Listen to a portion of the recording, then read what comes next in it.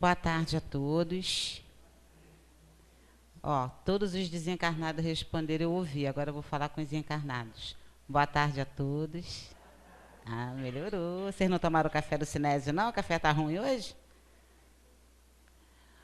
Bom, gente, a gente hoje foi escalada, a nossa amiga Lívia, que estava escalada para jogar hoje, mas por motivos de trabalho ela teve que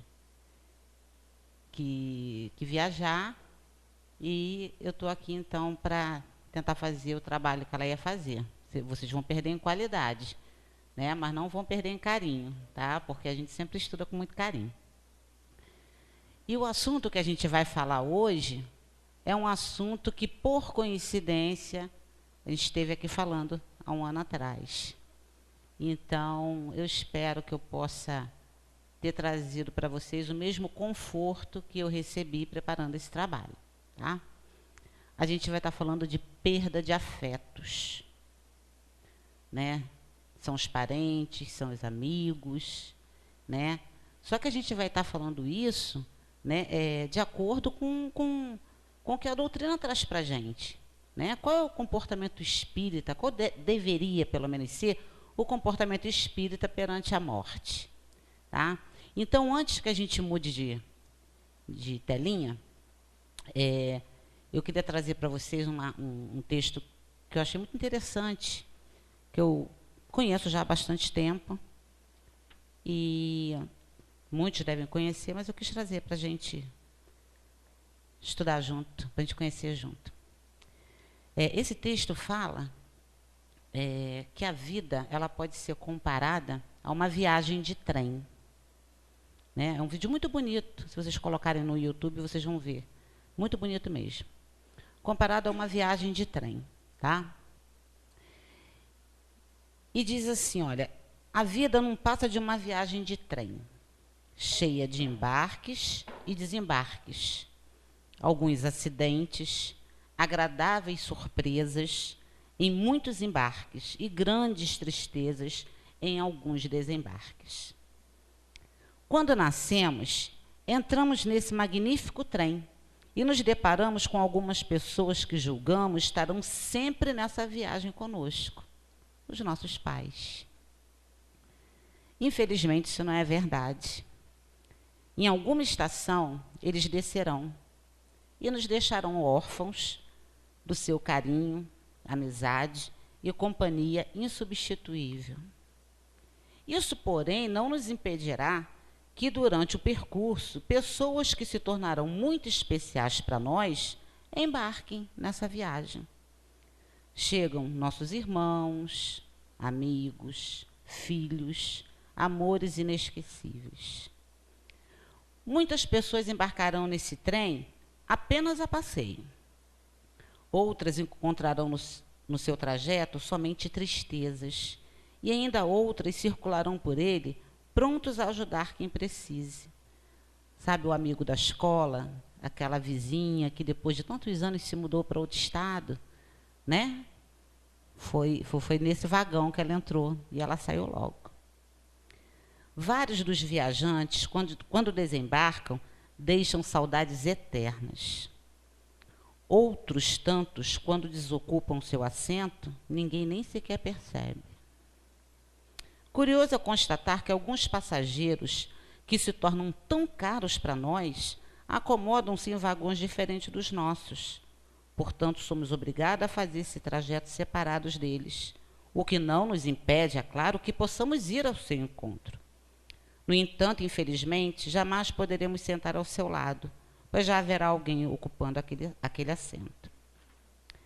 Não importa, é assim a viagem, cheia de atropelos, sonhos, fantasias, esperas, despedidas, porém jamais retornos.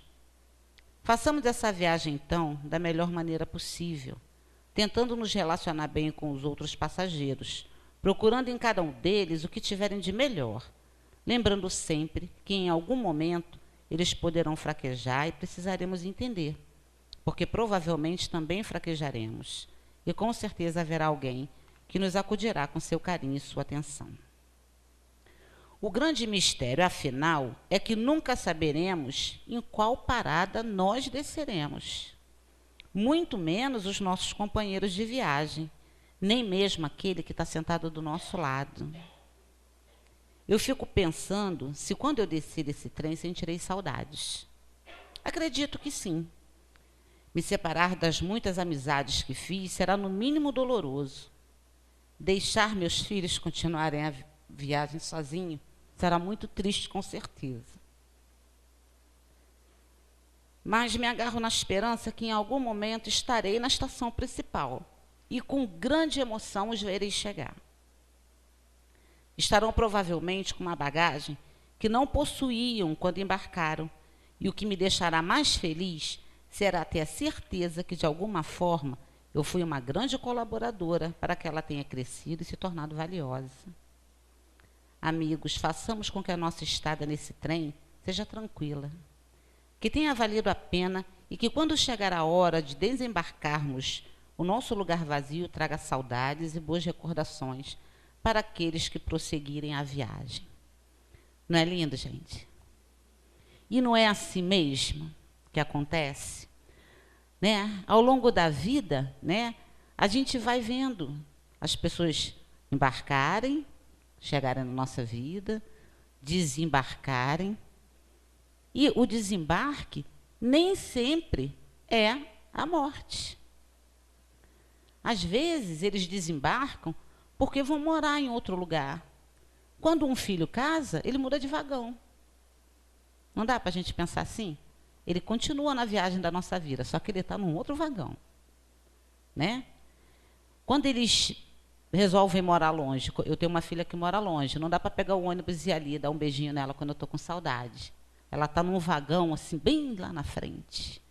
Né? E por que essa história ela é tão bonita para a gente? Porque ela simplifica uma coisa que a gente tende a complicar. Né? A nossa fragilidade espiritual, nossa fragilidade humana, faz da morte um bicho de 7 cabeças, um monstro assustador. Né? A gente não gosta nem de falar de morte. Né? Nem falar, porque para não atrair coisa ruim é o que se diz. Né? A gente tem esse medo. Mas a gente tem esse medo porque a gente ainda não tem a doutrina enraizada em nós. A gente tem esse medo porque a gente não tem fé. A gente tem esse medo porque a gente coloca o nunca mais maior do que a eternidade. A gente, quando eu li esse texto, no dia que eu li, eu me emocionei agora de novo. A parte onde diz assim, que na hora que eu for embora e tiver que deixar os meus filhos fazerem a viagem sozinhos, vai ser muito doloroso. Essa é a parte que mais me emocionou nessa história. Porque é assim, a gente não quer perder pai e mãe, a gente não quer perder irmão, a gente não quer perder filho, a gente não quer perder marido, a gente não quer perder os amores da vida da gente. Né? Mas a gente também não quer ir. E como é que fica? Não vai ninguém embora? Vai todo mundo junto? Tem alguma coisa aí que não vai dar certo, né? Alguma coisa não vai dar certo. E é claro que a doutrina espírita, ela não diz para a gente, olha, não chora. Não chora. Ela não diz isso para a gente. A dor faz parte da nossa evolução. A gente tem o direito de chorar, a gente tem o direito de, em alguns momentos, fraquejar até na nossa fé, mas a gente tem a obrigação de lutar para acreditar. Porque para a gente não perder tempo aqui, dentro dessa casa, dentro dessa doutrina. Né? Então, vamos ver o que o Livro dos Espíritos diz para a gente. Olha só, questão 936 do Livro dos Espíritos. Eu vou ler essa questão para a gente. Como é que as dores inconsoláveis dos que sobrevivem se refletem nos espíritos que as causam? Então, olha só.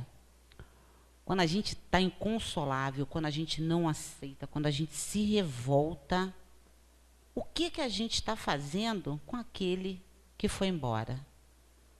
Né? Porque por mais que a gente tenha uma fé desse tamanho, que não acredite de verdade, está provado que existe vida depois da morte. A ciência prova a cada dia. A gente tem 1 milhão de provas de que o corpo acaba, mas o ser, o espírito, não. Então, cada pensamento, cada prece, cada atitude nossa chega no outro, que está lá do outro lado. Então, Kardec comenta o seguinte: estando o espírito mais feliz do que na terra, lamentar que tenha deixado essa vida é lamentar que ele seja feliz. Ou seja, a vida verdadeira, a vida feliz, é a outra. Essa aqui, que nós aqui estamos vivendo, é uma vida num planeta de prova e expiação. Espírito feliz aqui no nosso planeta não tem.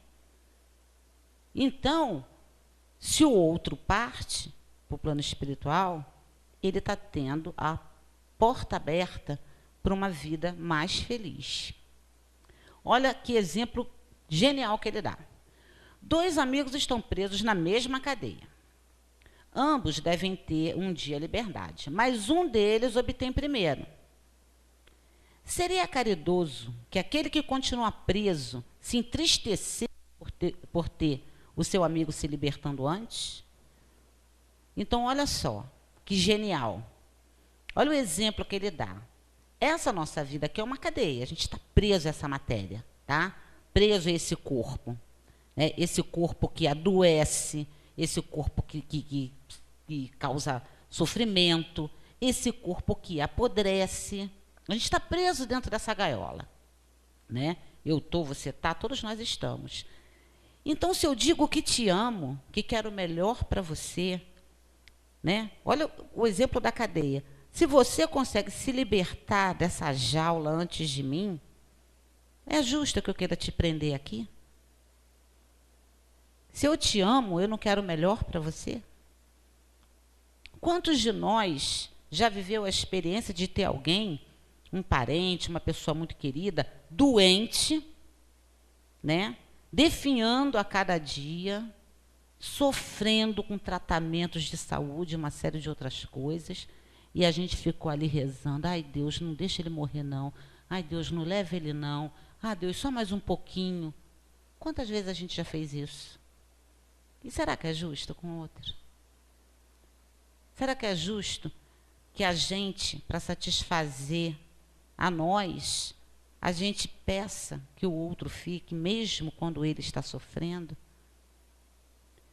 Né? Só lá naquele momento extremo, quando a gente vê que não vai adiantar ficar pedindo, é que a gente fala: ah, Deus, então agora é melhor o Senhor levar.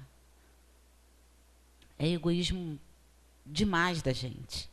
E ali é esse exemplo que ele dá, olha: não haveria de sua parte mais egoísmo do que afeição ao querer que o outro partilhasse por mais tempo do seu cativeiro e dos seus sofrimentos? O mesmo acontece entre 2 seres que se amam na terra. O que parte primeiro foi o primeiro a se libertar. E devemos felicitá-lo por isso, esperando com paciência o momento em que também nós nos libertaremos. Como a gente pensa que o tempo de Deus é esse tempo aqui, são essas 24 horas que a gente vive, a gente acha 1 ano, 2 anos, 10 anos, tempo demais. Né? É muito tempo. Ainda outro dia minha mãe fez um comentário, ela falou: poxa vida, fazem 28 anos que a minha mãe se foi. Né? No caso, a minha avó. Aí eu falei assim: já isso tudo? Parecia menos. Ela falou: não, ela foi, porque realmente faz esse tempo. O sonho da minha avó era ver uma neta casar. Eu casei em janeiro, ela desencarnou em abril. Né? Bom, pelo menos foi feliz, né? Participou da festa, né? Curtiu pra caramba, né? E aí a minha mãe, eu falei com a minha mãe: nossa, mas parece que foi outro dia. Minha mãe falou: nossa, eu sinto assim como se tivesse sido ontem, porque até hoje eu sinto a mesma dor. Aí eu fiquei pensando, né? será que é a mesma dor? Não é não. Não é não. Quando você dá uma canelada, na hora, você fecha os olhos, você se agacha, você xinga, você, né? Aí, aquilo vai diminuindo, vai diminuindo, vai diminuindo, vai diminuindo, até que você esquece. E às vezes fica, eu tenho uma marca horrível na canela, de uma canelada horrorosa que eu dei. A marca está aqui até hoje. Eu lembro dessa dor, mas ela não me dói mais do mesmo jeito. Porque a misericórdia divina, ela atua. Ela vem e traz para a gente novos motivos para viver, novas alegrias. Né? Você veja bem, eu dei o exemplo aqui da minha avó, né, que queria ver a neta casar, eu caso em janeiro, ela desencarna em abril. Eu tinha planos de ficar aí 5, 6 anos sem ter filho. Eu casei em janeiro, em setembro eu fiquei grávida. Em junho do ano seguinte, a minha mãe estava com a primeira neta no colo. Não é Deus atuando? Né? Estava ali há um ano atrás, estava sofrendo uma perda, e agora ganhou um presente, novinho em folha. Né? Então, olha como é que Deus é maravilhoso. Como é que Ele trabalha sem a gente perceber. Como é que a gente nem olha para a obra dEle, né? Ainda na questão 936 do Kardec, do comentário que Kardec faz, do Livro dos Espíritos, ele dá um outro exemplo. Tendes um amigo que ao vosso lado se encontra em situação penosa. Sua saúde ou seu interesse exige que vá para outro país onde estará melhor sob todos os aspectos. Dessa maneira, ele não estará mais ao vosso lado durante algum tempo, mas estareis sempre em correspondência com ele. A separação não será mais que material. Ficareis aborrecido com seu afastamento, que é para o seu bem? Mais uma vez trazendo a questão da morte, né, de uma forma simplificada, tentando fazer a gente aceitar melhor isso. Né? Então, quer dizer que a Wanda é minha irmã, uma pessoa querida, a gente convive, a gente tem uma afinidade. Aí pinta para ela uma oportunidade de morar na Austrália. Não é em Araruama, não, que Araruama eu chego rapidinho. Ela vai morar na Austrália. Vai ser maravilhoso para ela. Vai ser maravilhoso. Eu vou sentir saudade? Vou. O Raul Teixeira dá esse exemplo, né, num artigo que está no site O Consolador. Tá? Ele fala isso. Quando a gente vai deixar alguém no aeroporto, na rodoviária, alguém que vai para longe, que a gente vai ficar um tempão sem ver, né? A gente chora, a gente sente saudade, a gente fica com o coração apertado, né? Aquela pessoa embarca e vai lá para o outro lugar, e a gente ainda volta assim, meio cabisbaixo, meio murcho, mas aí os dias vão passando, né? A saudade continua, mas você já não está mais chorando. Né? A saudade continua, mas ela já não está mais doendo. E a vida continua. Comparando isso à perda de alguém, né, é simplesmente perfeito. Todo mundo já perdeu alguém. Todo mundo. Todos nós. Todos nós. Você não vai conversar com ninguém que não tenha perdido alguém que ama muito. Né? Eu falo ama porque a morte não existe. Né? A morte não existe. Então, todo mundo já perdeu alguém que ama. Né? E é claro que essa perda mexe com os nossos sentimentos. É claro que essa perda, em alguns momentos, nos desequilibra por um longo tempo.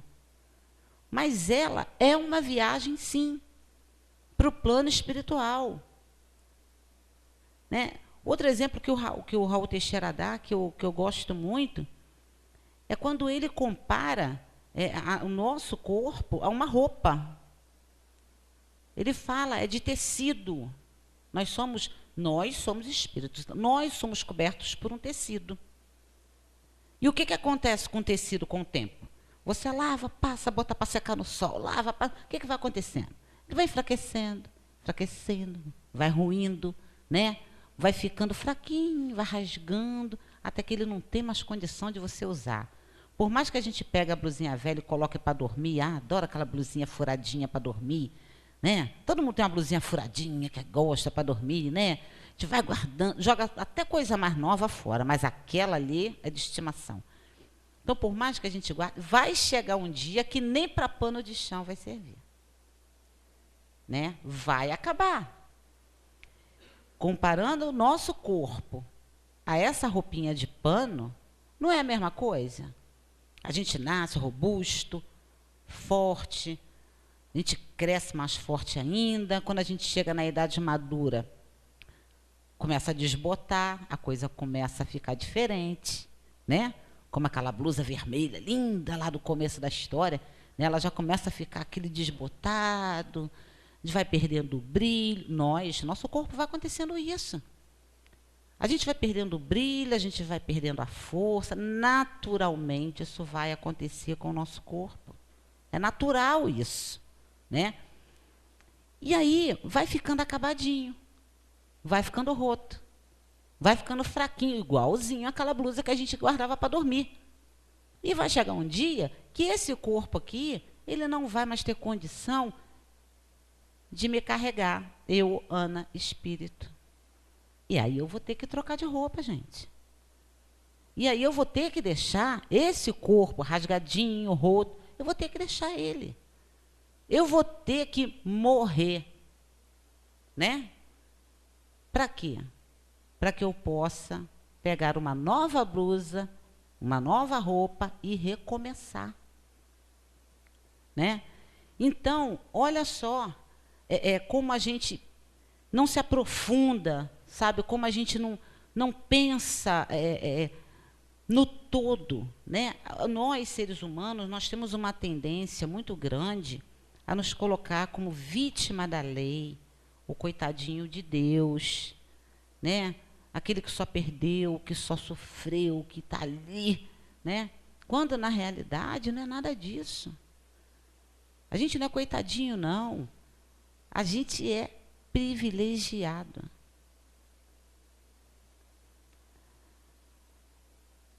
A gente é privilegiado porque a gente tem novas oportunidades. A Sueli Caldas Schubert, ela fala isso aí, olha, nós não perdemos o nosso amor. A pessoa que amamos continua a nos amar do outro lado. Nós continuamos a manter os mesmos elos de amizade, de afinidade, de sintonia e tudo o mais que nos ligava a essa pessoa. Quer dizer, mais uma vez, e ela é uma pesquisadora espírita, né? Ela não é qualquer um. Ela é uma pessoa que estuda profundamente a doutrina. Tá? E ela vem dizer isso para a gente, que tudo vai continuar igual. Tudo vai continuar igual. Só que alguém vai se mudar antes e depois a gente vai se encontrar. Né? Outro dia, a gente comentando na evangelização de manhã, uma companheira falou assim, Ana, eu tenho tanto medo de morrer, mas tanto medo de morrer. Mas quando ela falou isso, ela ficou desfigurada. Eu falei, você não tem medo de morrer, tem pavor nela, pavor. Quando eu penso que um dia eu vou morrer, eu falei, e não adianta pensar, né? Que vai, né? Eu tenho tanto medo, que eu fico nervosa só de pensar que um dia eu vou morrer. Aí eu falei, mas é medo de morrer? Ela é medo de morrer. Eu falei, engraçado, eu não tenho medo de morrer. Eu tenho medo de como isso vai acontecer. Se eu morrer aqui agora, estou feliz, gente. Estou feliz aqui, olhando para vocês. Eu estou aqui, feliz, trazendo esse estudo. Eu estou feliz. Meu maridão está fazendo aniversário hoje, vai ter bolo. Né? Minhas filhas estão com saúde. Ontem uma estava doente, hoje está com saúde. Né? Eu estou aqui, estou inteira, trabalhei. Sabe, está tudo tão bem. Se eu morrer agora, está tudo certo. O medo que eu tenho é de como é que isso vai acontecer. Quando acontecer. Quando eu tiver que desembarcar daquele trem que a gente falou lá no começo, se eu vou levar um tombo. Esse é o meu medo. Se eu vou conseguir descer e sair do vagão, ou se eu vou levar um tombo. Agora, para que esse desembarque seja tranquilo, é preciso que eu cuide da maneira como eu vou desembarcar, né? Que eu não faça, os mais velhos vão me entender, que eu não fique numa posição que deixe minha perna dormente, porque não é assim, gente? Depois de uma certa idade, se você ficar muito tempo numa posição, os pés ficam dormentes. Então, quando você pisa no nada. Eu posso levar um tombo. Da mesma forma, é o trem da vida. Eu tenho que tentar me esforçar ao máximo para que esse corpo aqui seja muito bem tratado, para ele chegar lá no finalzinho e não tomar um tombo do vagão. Nessa foto linda dessa menina agarrada com esse cachorro muito maior do que ela, eu coloquei aquela frase do Raul Teixeira que eu falei, tá? Tá lá na internet, O Consolador é o nome do site, tá? A morte física não é privilégio de ninguém. Morrer significa sair do corpo e não da vida. É genial esse comentário dele, né? Porque tudo morre. A planta morre, os animais morrem, o dia acaba, morre. Tudo morre. Tudo tem começo e fim, né? Então, quando a gente fala da morte física, né, a gente está falando que tudo se renova, tudo recomeça, tá? É preciso comer a fruta para, com a semente, plantar uma outra árvore, né? A terra adubada, né, ela tem ali uma porção de restos. É renovação da natureza. E a gente também precisa se renovar, né? Então, é claro, é lógico, que a gente sabe, a gente tem total consciência dessa dor que vai nos envolver, que envolve alguns nesse momento, ou que já envolveu. A gente sabe que essa dor vai vir em algum momento, né? Muitas das vezes a gente não gosta nem de falar, né, da possibilidade, né, do momento em que essa dor vai chegar, mas ela vai chegar, né? E ela já chegou para muitos de nós. E a gente, quanto mais a gente colocar dentro do nosso coração que daqui a pouco a gente vai se encontrar de novo, lá no final, lá na estação principal, que a gente vai se encontrar de novo, a gente vai sofrer menos. Não vai deixar de sofrer, não. Mas vai sofrer menos, porque é nosso direito chorar. Nós temos o direito de chorar. Nós temos o direito de sofrer. O que nós não temos é o direito de chorar eternamente, de sofrer eternamente, né? Porque o que acontece?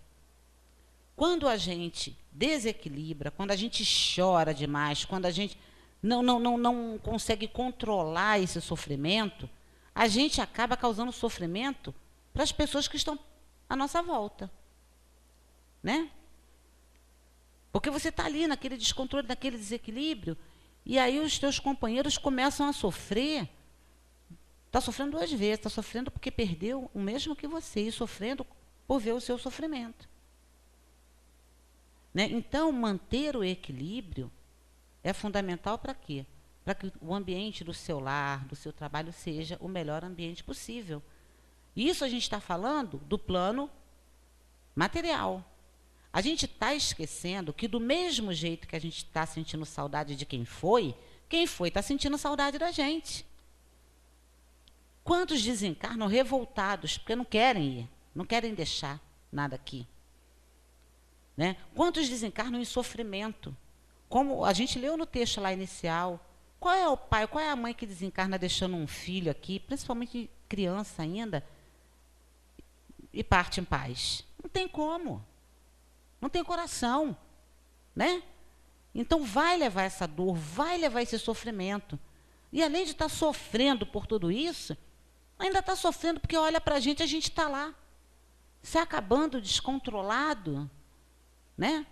Então que a gente se lembre também disso, do quanto os nossos pensamentos, nossas atitudes, elas podem incomodar aquele que já foi, aquele que está do outro lado, né? Então, o morrer é exatamente isso, saindo do corpo, tá? Do corpo e não da vida. Lembrar que a vida continua, ela vai seguir, só que com outra roupa, não com aquela roupinha furada, né? Tem uma historinha que retrata bem esse comentário que a gente está fazendo aqui. Fala de um chefe de família, né, Hamilton, o nome dele. Ele era funcionário dos Correios. Um excelente funcionário, tá? Excelente funcionário. Um pai amorosíssimo. Então, todos os dias, quando ele chegava do trabalho, o que ele fazia? Ele abraçava os filhos, beijava, contava história, colocava para dormir, orava com os filhos antes de dormir. Tinha 2 filhos, o Felipe e a Rita. E aí, o que aconteceu? O Felipe, aos 7 anos, partiu, desembarcou, tá? Desencarnou, né? Agora eu gostei desse negócio de desembarcou. Acho que eu vou usar isso agora. Desembarcou. E aí, o pai ficou desesperado, né? O pai ficou desesperado e muito sofrimento, muita revolta, né? E aí ele passou a trabalhar assim, com displicência. Já não era aquele funcionário caprichoso, ele não sorria mais, ele chegava em casa sempre carrancudo, já não contava mais história, não sorria, não botava mais a outra filhinha para dormir. Aí até que um dia, ele lá, separando as cartas lá no correio, ele viu uma carta sem envelope. Curiosidade, né? Pegou a cartinha e resolveu ler. Aí lá na cartinha estava escrito o seguinte: querido Jesus, resolvi lhe escrever para pedir uma coisa muito especial. Aqui em casa, todos estamos muito tristes, papai, mamãe e eu. O meu irmãozinho Felipe morreu há alguns meses. Quando ele estava conosco, adorava brincar com seu trem, sua bola e seu caminhãozinho. Pois é, Jesus, eu queria que o Senhor levasse todos esses brinquedos para ele lá no céu. Tenho certeza de que ele vai querer continuar a brincar com eles. Olha só, ela tem certeza que ele vai continuar brincando. Acredito que ele sinta falta, principalmente do trem com que mais brincava. Outro pedido é que o Senhor traga meu pai de volta. Não que ele tenha ido embora, mas é como se tivesse ido. É que desde a morte do Felipe, ele não sorri, não conta histórias e nem ora mais comigo. Eu gostaria muito que meu pai me tomasse nos braços e contasse histórias como fazia antes. Eu queria ver meu pai sorrir de novo. É tão bonito o sorriso do meu pai. Eu queria que de novo ele viesse me dizer boa noite, orasse comigo e esperasse eu adormecer. Era tão bom, Jesus. Eu ouvi meu pai dizer para minha mãe que só a eternidade poderia curá-lo. Será que o senhor podia trazer um pouquinho disso para ele melhorar?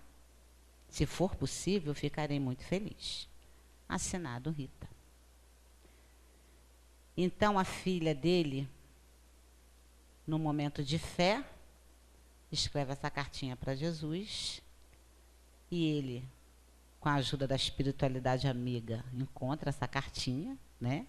Você imagina, no correio, a quantidade de papel que tem ali, vai cair justamente na mão do cara, né? Então, ele vai ler isso e aí ele chora, se emociona muito, né, com essa carta. E aí, quando ele chega em casa, que a Rita está lá sentadinha, ele pega ela no colo, dá aquele sorriso que ela tanto gostava, conta uma história, ora com ela e coloca ela para dormir. Então, essa historinha é para a gente refletir nisso que eu tinha falado um pouquinho antes. Quando ele se fechou dentro da dor dele pela perda do filho, ele deixou de se preocupar com o sofrimento das pessoas à volta dele. E a gente faz muito isso. A gente acha que a nossa dor é a maior, né? Nossa dor é a maior. Então ele se fechou.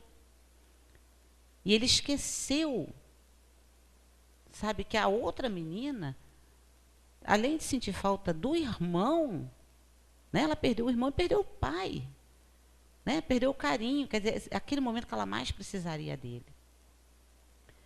Isso é um alerta para a gente. Isso é para a gente refletir muito. Isso é para a gente ter esse exercício na nossa vida. Eu tenho o direito de chorar. Eu não tenho o direito de chorar para sempre. Para sempre é muito tempo. A dor é suportável quando conseguimos acreditar que ela terá um fim, e não quando fingimos que ela não existe. Né? Quantos de nós fica trancando, não chora na frente de ninguém, ou diz assim, não, mas eu sou forte, eu aguento, eu enfrento, né? Tranca a dor, né? Disfarça a dor, né? E aí ela não acaba nunca. Não acaba nunca, não vai esvaziar nunca o seu coração, tá? Mas quando a gente abre o coração, a gente consegue suportar. Até porque quando a gente abre o coração, quando a gente abre essa torneira e deixa sair, né, toda essa dor, a gente dá às pessoas que nos amam a oportunidade de nos abraçar, de dividir aquilo com a gente. Isso é muito importante. Então, em 95, né, eu perdi um irmão, né? Foi a pessoa assim. Eu perdi minha avó, eu amava minha avó, sofri, mas tudo aconteceu num momento assim. A minha avó desencarnou, eu tinha acabado de casar, então eu estava, sabe quando você está naquele estado de graça ainda, então a dor vem, ela não consegue te derrubar? Foi uma coisa assim, né? Já o meu irmão não, que foi um sofrimento muito grande, né? Ele passou por um processo muito... Como a blusa que eu falei, ela foi ficando rota, sabe, até rasgar. Então, foi um sofrimento muito grande. Então, foi a pessoa, assim, foi o meu afeto, o meu amor mais próximo que eu perdi ali. E eu lembro, dado que essa dor era assim. Ela era insuportável. Só que o meu pai não chorava. O meu pai não chorava. E um dia eu peguei meu pai chorando escondido.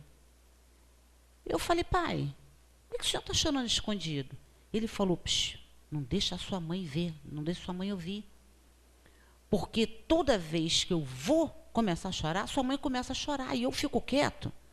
E eu deixo ela chorar, né? Achei lindo a prova de amor dele, né? Achei lindo. Mas deu uma bronca. Eu falei, por que o senhor não chora com ela? Ah, mas vamos ficar nós dois velhos chorando?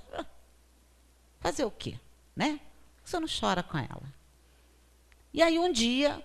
Eles conversando, os dois choraram. Ela começou a chorar, ele chorou também.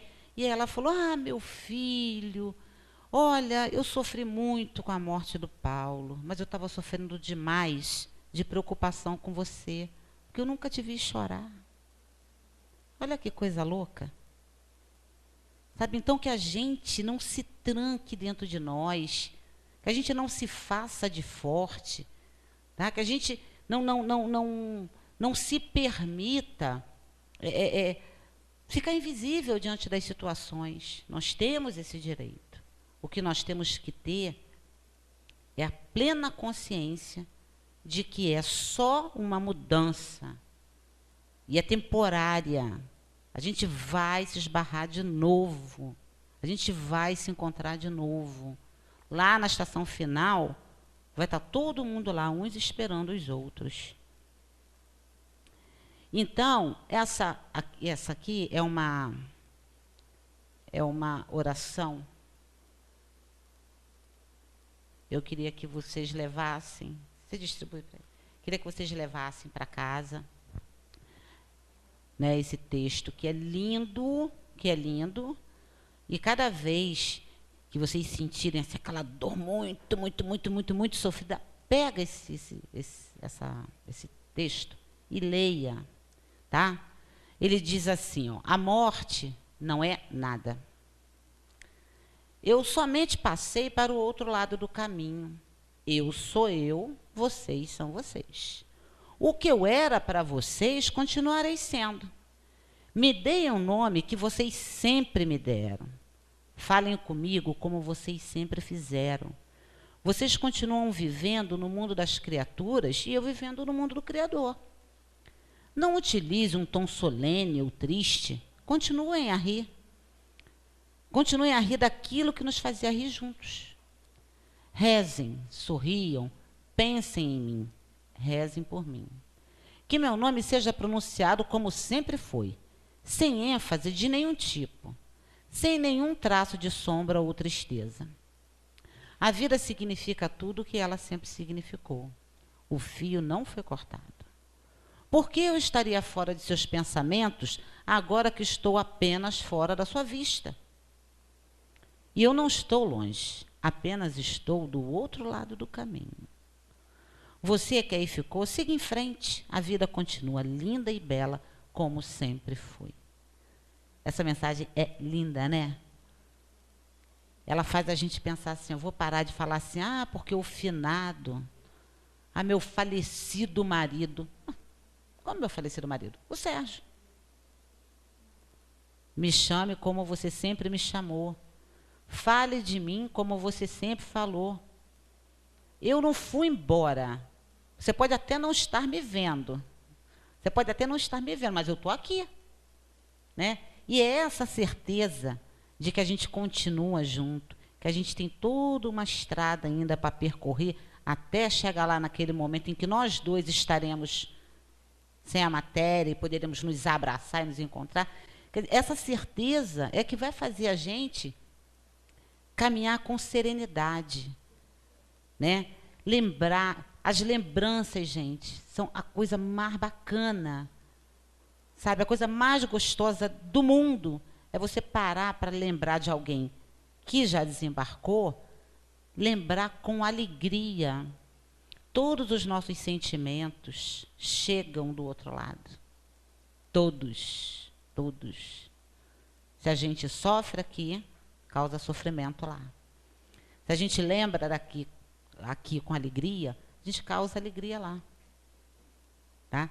É claro que existe o trabalho da espiritualidade que muitas vezes é obrigado até a bloquear os nossos pensamentos para que a gente não cause maior perturbação no nosso irmão que já está lá do outro lado.